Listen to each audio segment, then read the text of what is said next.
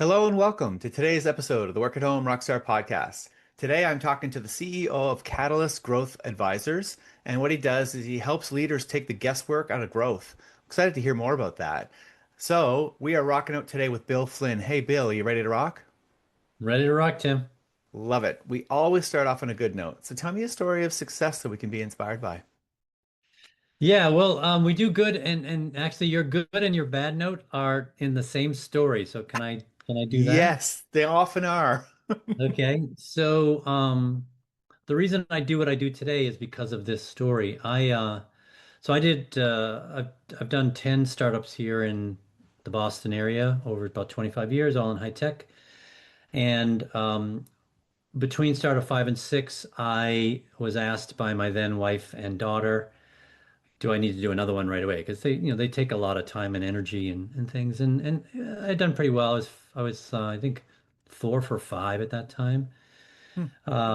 And so I said no, I don't. So I took time off. I spent a lot more time with my daughter. She was like 7 or 8, something like that. And but I was still known in the area, and people heard that I was now free, and so I would get calls, and can you come help me and do this and do that. So one of the calls was from an old CFO friend of mine, and he was doing a fractional gig with an email hosting company, and he said, "You really got to help this guy. He's really struggling and whatever." So I met with him, and I said, "Yeah, I'm happy to help. I'm expensive." And I only work Monday through Thursday between 10 and 2. I said, can you Okay. do that? While I'm sort of off, right? Hmm. Because I want to drop my daughter off at school, then I go work out, and then I go pick her up, and we do stuff and whatever. So that was great. I did that. He said, look, I want to sell the company. I've been doing this for a whole bunch of years. I'm tired. I just want to, can you help me make me look as big as you possibly can so I can get as much money out of this as I possibly can? So I'm like, great. So we hired a bunch of people, put together some strategy and some frameworks and stuff. And about a year later, he got bought for a good amount of money, enough for him to never have to work again. Uh, and then I was asked to take over. Hmm. So this was 2008. And my first official day as what would be general manager was January 4th, 2009. And I like to describe it as the best and the worst day of my professional life, which is sort of the good and the bad note together. Yeah. We didn't deliver email to anyone for about 2.5 days because the entire technical infrastructure that he had built and I had been working with him and collapsed on itself due to the volume that it wasn't ready to handle. So the company that bought us knew that the system needed to be upgraded, et cetera, but they didn't realize it needed to be done that quickly. And so they were sort of taking care of that. But I had 60 people working for me, thousands of customers. So I'm like, what do I need to do? I need to fix this and sort of help all these people. And I had a bunch of good CEOs that I had worked with in the previous years. I've been a big fan of business. Anyway, I've been reading for years, decades, and so I had all sort of these ideas. So I'm like, all right, well, let's give them a go. And so I basically cobbled together a system. And for those of you, and you may know this, Tim, there's a system out there called EOS. And I basically made my own EOS because I wasn't smart enough to know that it was already out there. Hmm. So I made my own, and it worked fabulously. You can look at my LinkedIn and see all the wonderful stats that I have up there. We doubled the size of the business in about 2 years, and I didn't lose any of those 60 people. We increased the average order size. We had customer sat scores that started off lousy, of course, and then really good. But the best part was this. I had a team, and then I inherited a bunch of people, and none of us had been through this sort of disaster before, and some of them hadn't really been leaders of anything before. So I said to them, "Look, we need to figure this out. We have all these people relying on us." I said, "Look, I'm technically adept, but I don't know how to run a network infrastructure. I've never run customer support before. I'm not a finance guy." I said, "But I need you guys, and I can't really tell you what to do because I don't know what to do. But I can tell you sort of what I would like it to look like when we're done, Hmm. and would love to discuss, debate, and decide that with you. And then I need each of you to then say, okay, if that's sort of our ultimate goal, what's your piece of it? And I need you to sort of draw me the map from where we are to where what you need to get to where you want to be. And then we're going to work together to do that. And, as I said, it worked fabulously well. Uh, and so about 18 months later, I left to go do the next startup, which would have been startup six, I guess. And two of the guys came up to me and they kind of said the same thing to me when I was leaving was, I just want you to know, Bill, that thing you made me do, that roadmap you made me create, hated it. Was really, really hard. But I'm so glad you made me do it because now I know how to do this, right? It's sort of a teach him to fish kind of thing. Right. Um, so that really sprung me into what I do now, which is I now do that with other leaders. I teach them how the best businesses in the world work because, by the way, they all work kind of the same way at a certain level. And so that's sort of what I do, and I love what I do. It's a calling. I wish I'd been doing it longer. I've been doing it about 10 years. It's just a blast. Time flies when I work with my clients. It pays really well. So so that's my good note and my bad note. So, what did you learn from the bad note, I guess? What I learned is that most leaders don't know what they're doing. It's not their fault. They're being taught the wrong things. There's Mm, a huge gap between what science knows and what business does. We make lots of mistakes. We don't make big, huge mistakes very often, but we make little ones that just add up, yeah. and it makes our lives so much harder than they really need to be. Yeah, the compound effect, right? Yeah, exactly. Yeah, if it was a big mistake, you'd notice it right away. Yeah.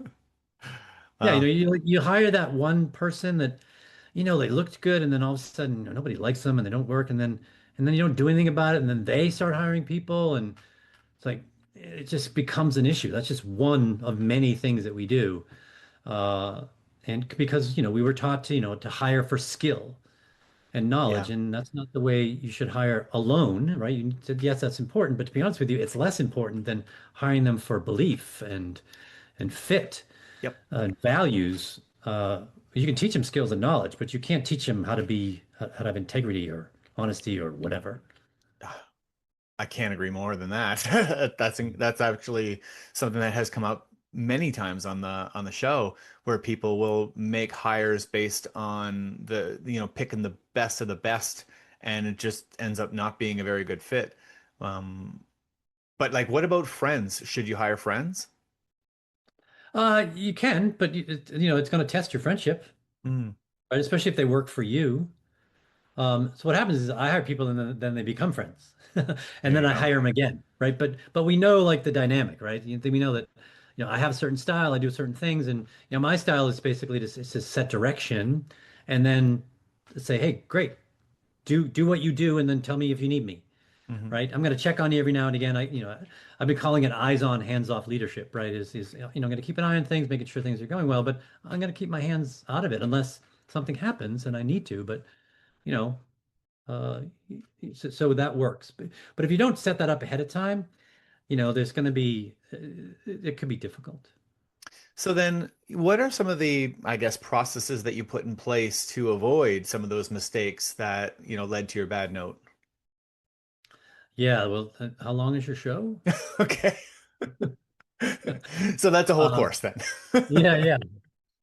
Yeah, but at a high level, the things that I've learned over 30 years of researching business and really intensely in the last 10, I might be the world expert in what I do. I don't know, because I've been studying business from multiple perspectives for about 10 years. And not only just business itself, but neuroscience and behavioral and social psychology and all of these things that go along with running a great business. Because I found that there are three things that seem to be the biggest factors in whether you have not a business that survives, but a business that thrives. Mm, And there are few of them. There aren't that many. There are outliers, but it's doable.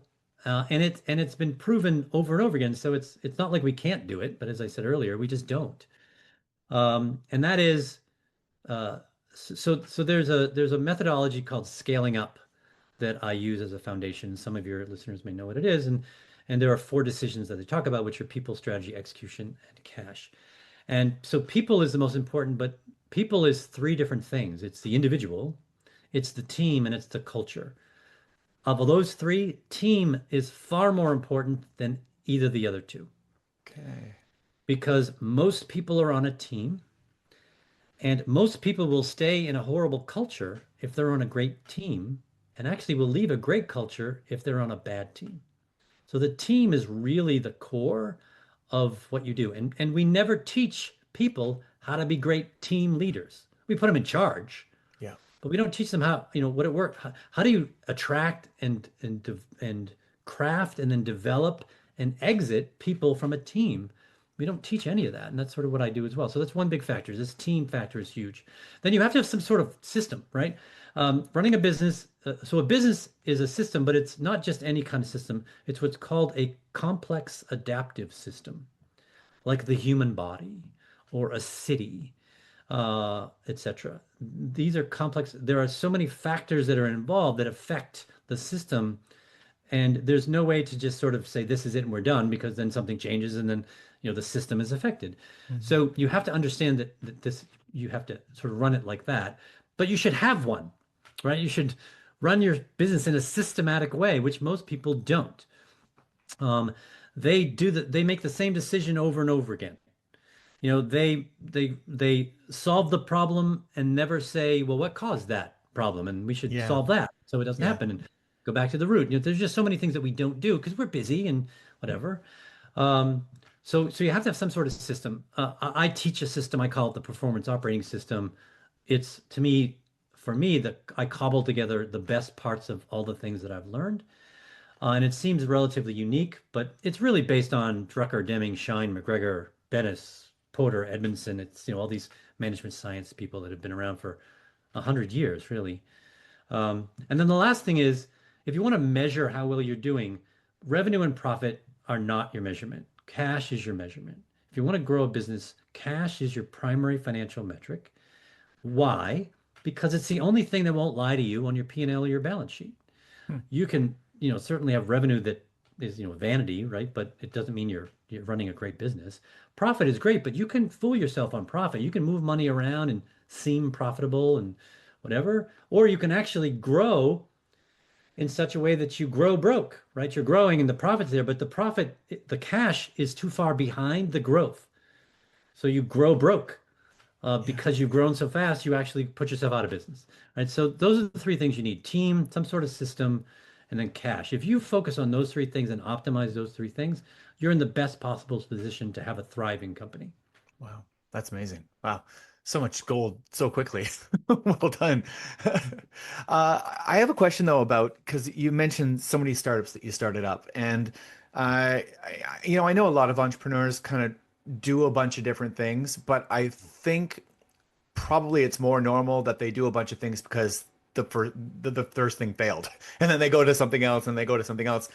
Um, but I talk to more people more often that have that one business that they've been doing forever because now it works, right?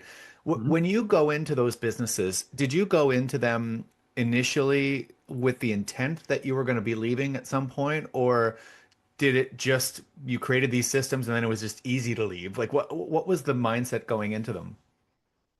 Yeah, so you hear these things like what's your superpower or your zone of genius or Mm, whatever, right? And they have all these wonderful little phrases for stuff. Um, but to me, it's really the thing that lights you up or turns you on or whatever, gets your juices for whatever that thing is, right? And for me, it's puzzles. I just love ah, puzzles.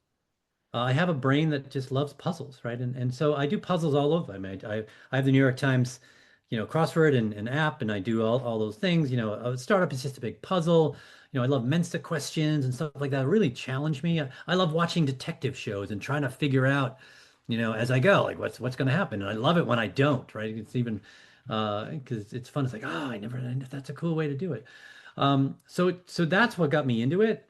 Um, and so what happens when you're good at puzzles and you're good at startups, the people who know that want you to do another one. ah, So you get an IPO or you get an acquisition and they're like, great, now do this one, right? And can you make us some more money and all yeah, that kind of stuff. So that's sort of what happens is you get sort of into this thing. I don't necessarily go into a thing I'm going to leave at any particular time, but when it becomes routine, it is it's there's less puzzle there, right? It's there is Yes. some puzzle. There's always a puzzle. People are puzzles. We're crazy by default, and and sort of all that. And I find that fascinating. But I do like the figuring out part. So now I get to do it. I'm not doing startups, but I'm sort of going into a company and I'm helping them figure it out, Yeah. right? So it's a new thing every time with them. So that's sort of the way I've approached it so far. Wow, I really like that. And I think well, that's the thing. Once you solve a puzzle, it's solved. It's not fun anymore, right?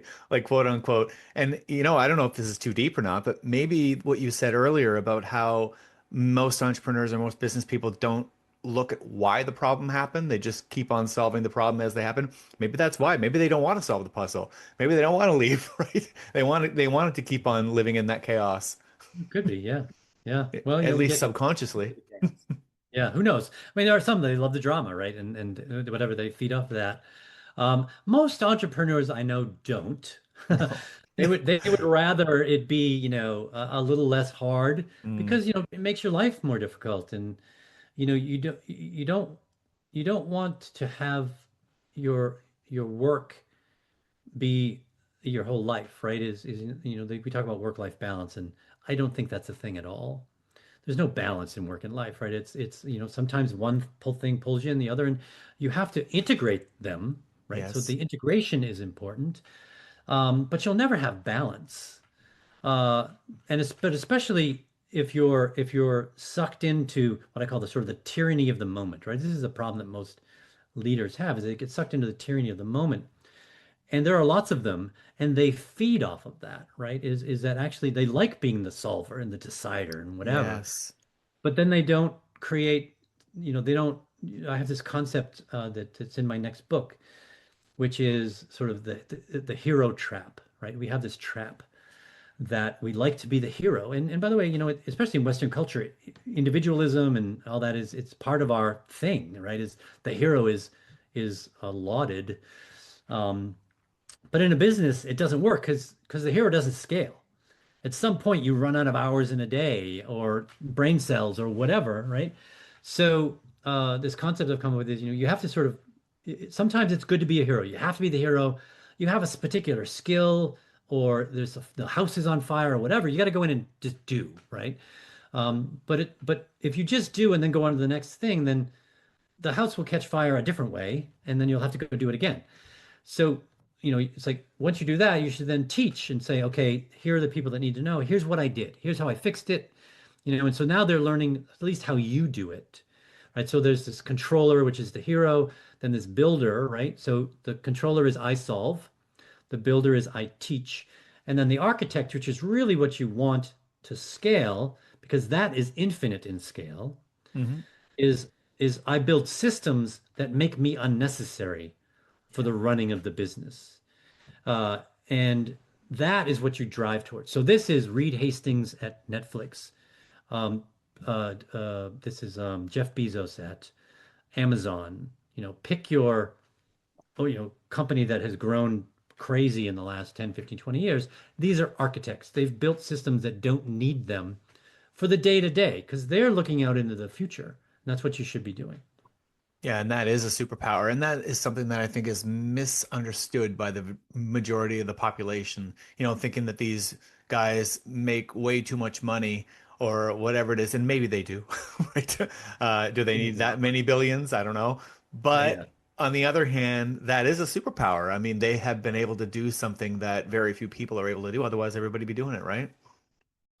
Yeah, yeah. And so very few people are architects, right? And you're not, so it's not like you're one or the other. You have to don the identity depending on what you need, right? Sometimes Jeff Bezos had to go in and do something, right? Hmm. But he never stopped at that. He said, okay, what happened here, and eventually, because those of you know, like there's 14 principals in the Amazon system, and now Jassy, who's the new CEO, he runs like six Fortune 500 companies on his own. Wow. Like, how can you do that? I mean, they're all worth billions and billions of dollars each, but he runs them as he's the CEO of all of them. Yeah. Because Bezos and the team and et cetera put all that in place over years and decades, so he can. Wow, it's fascinating to think about it that way. Really, I mean, you'd almost think that in a way these people are lazy because they're trying to figure out ways to make their company work without them. If they get pulled into something, they're like, I need to figure out a way to not be pulled into this again. And Yeah. it's just interesting how that works because I mean that's probably why he's able to run so many different companies because he doesn't need to be pulled in very often. He's figured out how to replace himself, right? Exactly. Yeah, there's a Prussian general, and I can't remember his name, von something or other. And he said, what kind of officers do you look for? He says, I want lazy and clever officers. Yeah. Right? Because I want them to be smart enough to know, that their job is to not do a lot of stuff, right? Well, And that's what you're kind of looking for, right? That's what a lazy and clever leader is probably the best kind of leader you want because they're constantly. It's funny, I did that I said that once to a VC person. She said, tell me about, what you do. And I said, well, I'm basically lazy. And she looked at me, it's like, that's a bad thing. And it's like, no, no. I said, here's why I'm lazy. I said, I don't, my job is to create an environment where I'm not necessary. yeah. Because if I'm a leader of the company, my job is not the running of the company. It is at the beginning, but it's to figure out. Like whenever I started as a VP of sales, I would be the sales guy, right? And I would do, but I'm learning, right? And I'm learning, how does this work? And so what kind of salesperson do I need to hire to replace me? And then I can teach them like how I do sales and how I think and all the, because I generally had an unusual way of doing sales, which really worked really well. That's why I would teach them what I do that. But then I'm like, go, let Mhm. me know if you need me. Love that. And they were all different. Like one was really relationship oriented. One was was a perfect technical salesperson. I'm like, I don't care how you do it. I have two rules: be honest and responsible. As long as you follow those rules, do it any way you want. Yeah. You know? So Bill, anyway, the world is changing really quickly right now, and especially with something like AI coming in, and yeah. that comes up quite often on the show. I'm wondering, how do you think that changes the role of the CEO or the business owner? Yeah. So you bring this up, it's interesting. So there's this term that we used to be in, which was called VUCA, a VUCA environment. Are you familiar with this? It's No? volatile, uncertain, complex, and I forget what the A is. Okay. Um, and this was sort of like, hey, came out of the War College here in the United States. This is how leaders had to be thinking about this. The rules of war have changed. You have to Mm, understand, you have to be adaptive, and etc.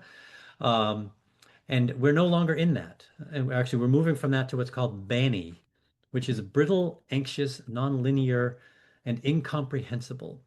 wow. And the poster child example of this is Silicon Valley Bank.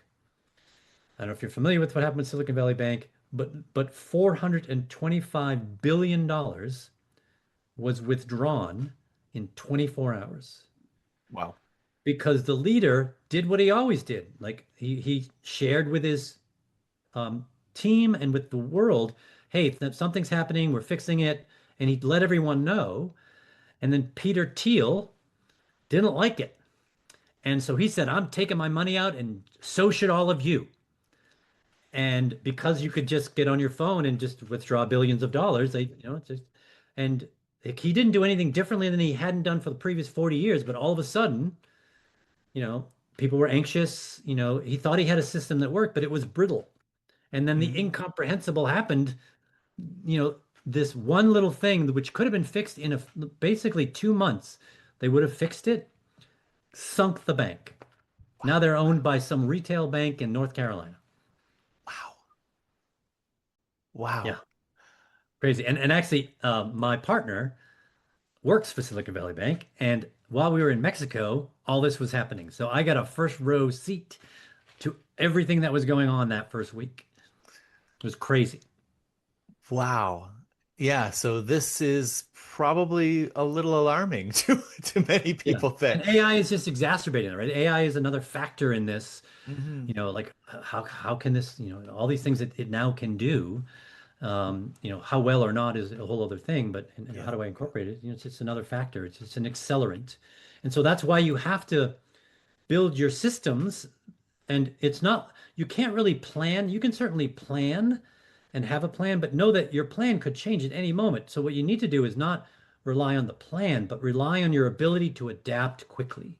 Yeah. Those people will be the ones who survive, not the ones who are like, we got a plan, it's 5 years, we're going and we're just charging ahead and we're just going to put our blinders on and whatever. That's Blockbuster and Nokia and Kodak and, you know, all the Yeah. dustbin of technology. Yep. Well, and I see a lot of that right now because I mean, as AI is making its way in, I don't know what it's going to look like in a few years. I'm a tech guy, and so I do follow this stuff. And who knows? I mean, there's a lot of alarming stuff. There's a lot of exciting stuff.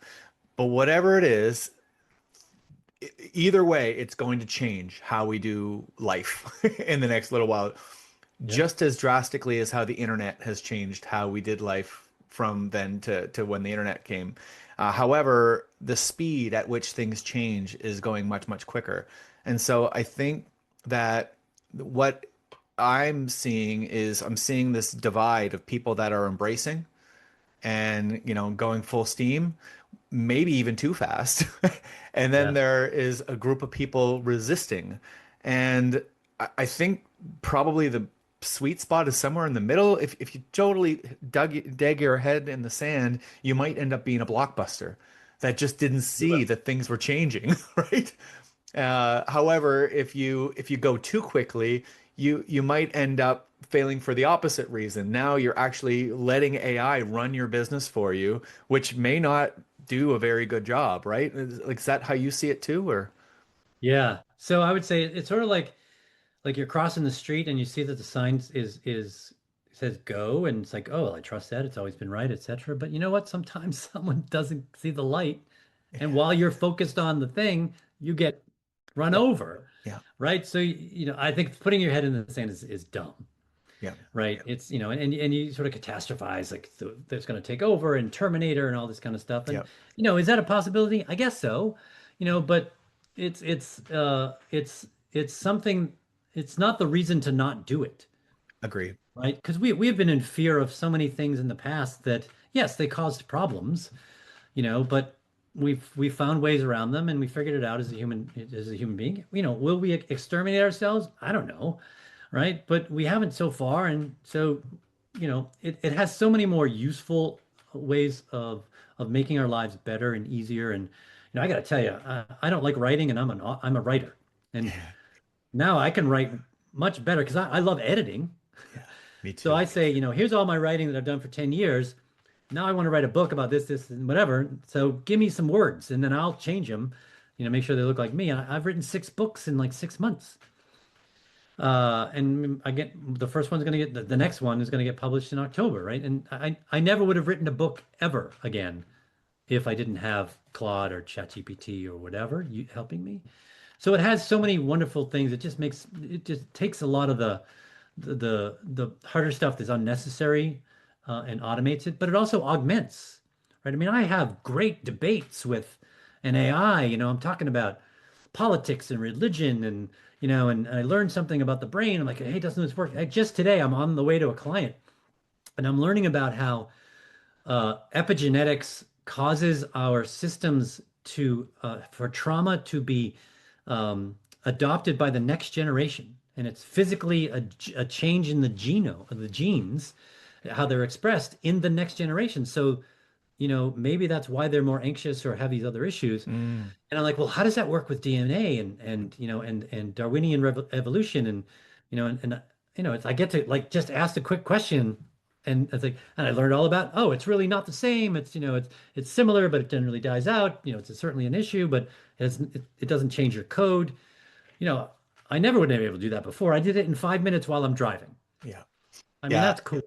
It is very cool. And I think that part there, the voice activated stuff, is the coolest of it all. Because I mean, I'm a great researcher. I love using the internet. However, can't do that when you're driving or when you're taking on a walk. You can't bring your laptop with you everywhere you go. But Right.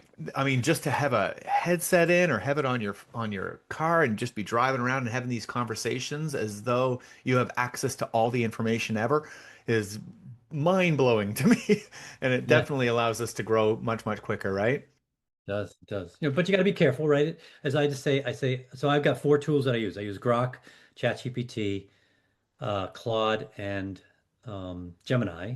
Yeah. And I actually use them against each other, right? I'm like, I heard this over here, like, tell me why this is wrong, and etc. But I describe it. You remember, it's a 14-year-old precocious boy who's on drugs and hallucinates and lies on a regular basis. Yeah. You have to know that, and don't just accept its first answer. Yep. Yeah, But if I you do agree. challenge it, etc., it has no emotion, right? So you're just like, that's not right, or where did you come up with that? I've told that all. I joke regularly with it. I'm like, I say I'm writing a nonfiction series of books. Stop making things up, right? 'Cause I'll say, where'd you get that stat from? What do you mean? Like, can you give me the source? Oh, there's no source. I made it up. Like, no, that's not how it works. But It it's doesn't seem honest, to. right? It's like I made it up. Like I said, stop doing that. Give me some content that is not a lie, and we'll throw that in. And we can't hurt his feelings, even though we'd like to sometimes. Oh, I've sworn at it a couple times. Oh yeah. But one time I remember a Claude, I was just getting totally frustrated because it was coming up with the same thing. I'm like, and it would say, I would ask it, tell me what I need to tell you so I can get what I need, and then I'll tell it, and it doesn't do it anyway. Yeah. And then I had sworn enough times into it, it came up with a thing. It maybe we should take a break.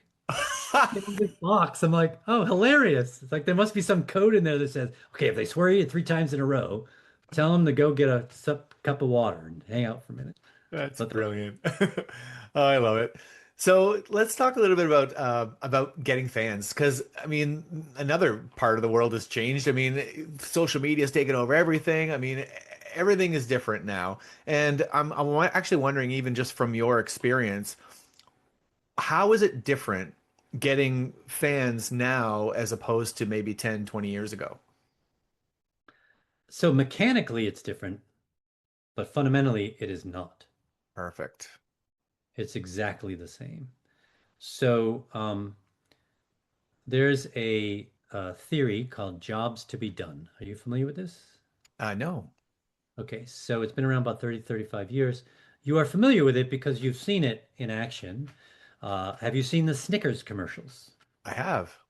That is a jobs to be done model. So one of the gentlemen who was the progenitor of jobs to be done was hired by the company who makes Snickers, and they said, "Look, we're just trying to grow the business, etc." And he said, "Okay, great, I'll do some research." And he said, "Look, the people who buy Snickers the most don't see Snickers the same as they see Milky Way. Milky Way is an indulgence to them. It's like cups, cookies, and cupcakes and whatever. Snickers is a food substitute. That is why they buy it for whatever reason, right? Some irrational reason of all this sugar and candy, whatever, is a food substitute. But that's how they Really? see it. So that's why they changed it to satisfaction, right? And they have tripled the sales of Snickers because they understand why someone buys the thing, right? And there's even more famous example. Clayton Christensen, who was a Harvard business professor and is he's the creator of the theory. He took the work and made it a theory. So a theory is something that you can apply to anything and Hmm. it works, right? The Pareto principle is a theory, right? 80-20 rule, right? And you apply it to your closet, to your friends, to your food. It's pretty much true, right? 80%, if you have 100 friends, you see 20 of them way more than you see the other 80. Yep. All the things you eat, the clothes you wear in your closet, you wear the same clothes most often, Yeah. right? So this theory was applied to McDonald's, right? So McDonald's was hired Clayton Christensen's um, consulting firm and said, "Look, we want to sell more milkshakes. Can you help us? We hear you might be able to help us." He said, "Sure. Here's what we're gonna do. We're gonna observe for a day." And so they observed the whole whatever 20 hours that this thing was open, and they said, "Here's what we found out: that 80% of your milkshakes are purchased before 8 a.m. and between 3 and 5 p.m." And they're like, "Really?" Like, yeah. So they went the next morning and asked a bunch of people, "What did you hire this milkshake to do for you?" Right? Because that's what we do. We hire products and services to fulfill a job for us. And when they fulfill the job, we keep hiring them. And when they don't, we fire them and hire something else. Yep. So they found out that the ones in the morning said, "I have a really long commute. It's super boring. And I'm not hungry when I wake up, but I know I'm going to be hungry before I get to work. So I stop off, I get a milkshake, and it's super thick. It takes me like 20 minutes to drink the whole thing. And by the time I get to work, I know I can make it through to lunch. Huh. And they said, well, what else have you hired in the past to do this? And they're like, well, I hired a banana, but the peel gets all over my hands and it gets sticks on the wheel. And I've hired a bagel with cream cheese, but it's dangerous and the things crumbs go everywhere and I'm getting cream cheese on my pants, and some would say I hired a Snickers bar, but I felt guilty because I was eating candy, and I'm thinking, well, you're eating a milkshake, it's the Yeah, same thing. milkshake's candy too. And we're irrational as human Yeah. beings. So they said, great. So they went back to this franchise owner and said, look, you know, when they said when you first tried to increase your sales, what did you do? And they said, well, we talked to our clients and we asked them what they want, and they said they wanted it chunkier, more chocolatey, whatever, um, thicker, whatever. And they made all those changes, and the sales didn't change at all. So they didn't really want that. They didn't value that. What they valued was this thing. So they said, okay, so here's what we're going to do. And this was a long time ago before, Apple Pay and all this kind of stuff. So what they did is they made a whole bunch of milkshakes in the morning and they put them out on the counter. Because one of the other complaints they had was they go through the drive-through, but it's everyone's getting a milkshake and it's long. The line is really long. And they said, look, you don't have to sit in line. We're going to put them on the counter. You don't even have to talk to us. Just come grab your milkshake, swipe your credit card, and go. And sales went up. Wow. Now, same product, 3 to 5 in the afternoon. This is now dad with his progeny, right? And he wants to be the cool dad. And the kid says, can I get a milkshake? And whatever. And they say, well, all right, what do we do? But don't tell mom. But the milkshakes were in these horrible cups that, kids who didn't have motor skills yet would crush, and this milkshake would go everywhere. And, there were all these other issues. The straw was too small. Their muscles in their mouth weren't good. So they changed how they delivered it. They made it smaller, so dad felt less guilty. They put it in a sippy cup, basically, with a big fat straw, Yep. and sales went up again. They Wow. didn't change the product at all. They changed how they delivered it and how they packaged it. So that's how people buy. We've been buying that way forever, but we don't do it as we don't we think we know what's best, but we don't ever really figure out what they want Mm. or what they value really more than they want. So that's the fundamental thing. Now, how we do it is, we have social media, we have events, so all the things that we do have changed, but the fundamental reason why people buy is still the same. Wow. I love that. Bill, it's time for your guest solo. So tell me what's exciting in your business. Yeah, so for me, it's this stuff. So I love. So I've been studying this for so many years, and I just think it's a shame that really good ideas, really good people, and really good businesses fail or struggle for completely preventable reasons. And now that I can sort of write about it, and it doesn't, you know, just distress me that it would take me forever to write a book. Now I Yeah. can write them really fast. I can now put them down and share them because I think, what we're going to see in the next 5 or 10 years if I'm right. But I think even the management science that we have today is still not correct for the banning environment that we're in, right? So like Michael Porter is seen as the father of strategy. And he's an HBS professor, and he's got the five forces. And he said that operations shouldn't be part of your strategy, and I think he's wrong. And we've proven it because when you can operate in a unique way that actually augments your strategy. So I'm extending his thinking there. You Mm. know, so I think I'm extending thinking in a bunch of different areas, and hopefully what I'm writing will help people. So that's what excites me. Awesome. Well, then how do we find out more then? My website is catalystgrowthadvisors.com. My current book, I don't know if this is video, but my current book is on there. You can actually download it for free if you want, and if you want to read a PDF, or you can go to Amazon or Audible or whatever to buy it. And then my next Oh, book will be out hopefully in October. I'm actually that was self-published. My other one, I actually have a real publisher now, and I don't know how it works. And so I'll be in like airports and bookstores and whatever.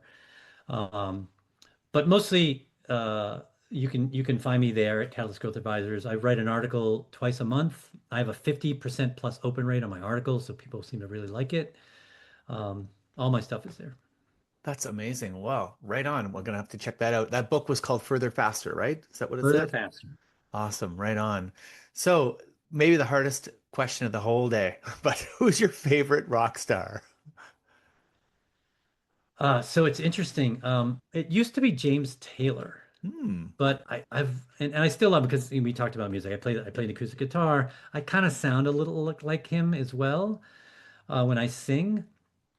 And I just love his fingering. I love his lyrics. I love his approach to things.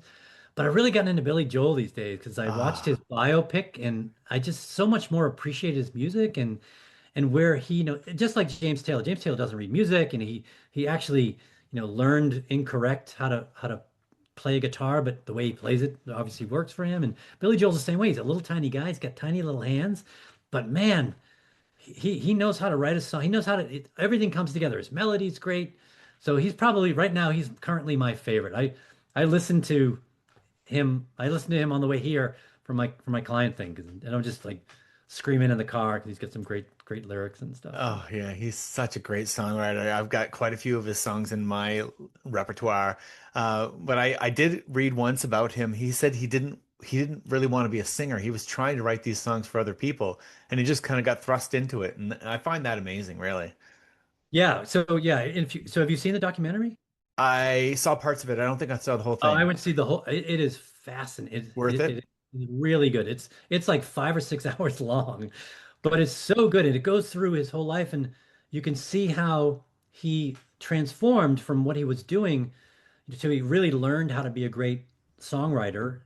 Some of his early songs were okay, Hmm. but he really got into it, and he has synesthesia, so he's got an advantage over most creatives, so my daughter has synesthesia, so that has helped him. But still, I mean, he's like, he just has a great work ethic and he just went at it. And so I would highly recommend it. It's just fascinating how he should have been so much better, but he drank way too much and ruined all these lives Yeah. in his life. And my guess is he would still be married to Christy Brinkley if he didn't drink. Mm. And who wouldn't want to be married to Christy freaking Brinkley? Even if she's 60 years old or 70 years old, she's still gorgeous, right? Um, anyway, so it's just a fascinating human story as well. So Absolutely. Well, I'm gonna have to check that out for sure then. Thank you so much for rocking out with me today, Bill. This has been a lot of fun. good. Yeah, me too. Right on. To the listeners, make sure you go to workathomerockstar.com for more information, and we'll see you next time on the Work at Home Rockstar podcast.